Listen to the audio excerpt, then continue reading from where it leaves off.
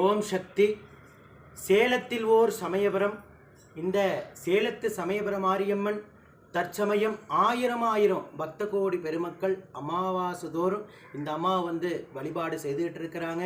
அமாவாசையில் என்ன சாமி அவ்வளவு முக்கியத்துவம் அப்படின்னா, அமாவாசை அன்னைக்கு மொச்சக்கட்டை கத்திரிக்காய் குழம்பு வச்சு முருங்கைக்கீரை பொரியல் செய்து 3 அடுக்கு சாதம் வைத்து பச்சரிசி மாவிளக்கு இடித்து அந்த மாவில் ஜோதியாக ஏற்றி உடுக்கி அடித்து பாட்டு பாடி அம்மாவை அந்த ஜோதியில் ஆவாகனம் பண்ணி அந்த ஜோதியை எடுத்துகிட்டு வந்து ஆகாரத்தில் வச்சு அம்மாவை சாப்பிட வச்சு அந்த படையில் குழந்தை பேர் இல்லாத பக்த கோடி பெருமக்களுக்கு கும்பிட்டு கொடுத்தா உடனுக்குடனே குழந்தை பேர் கிடைக்கும்.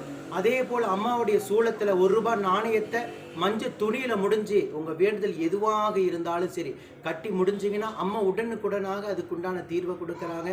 சரி சாமி, இந்த அம்மா எப்படி இங்கே உருவானாங்க, எத்தனை ஆண்டுகளுக்கு முன்னாடி உருவாங்க அப்படின்னா, அம்மா ஆதியில் சுயம்பம்மா, கீழே சுயம்பாக இருந்தாங்க. பூர்வீக இடம் தாத்தா வழிபட்ட அம்மன்.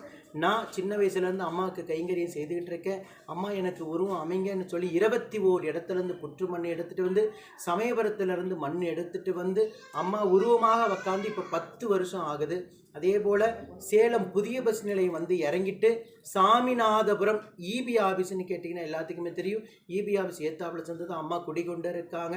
உங்கள் பிரச்சனை எதுவாக இருந்தாலும் சரி 1 ரூபாய் நாணயத்தில் அம்மா தீர்வை உங்களுக்கு கொடுக்குறாங்க. அதே போல் அமாவாசை அன்னைக்கு காலை 10 மணிக்கு கும்பப்படையில் ஆரம்பம், 10 மணிலேருந்து இரவு 8 மணி வரைக்கும் அந்த பிரசாதம் கொடுப்போம்.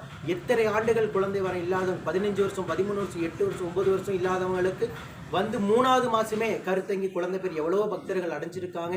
நீங்களும் இந்த ஆலயத்தை தேடி வாங்க. ஓம் சக்தி பராசக்தி.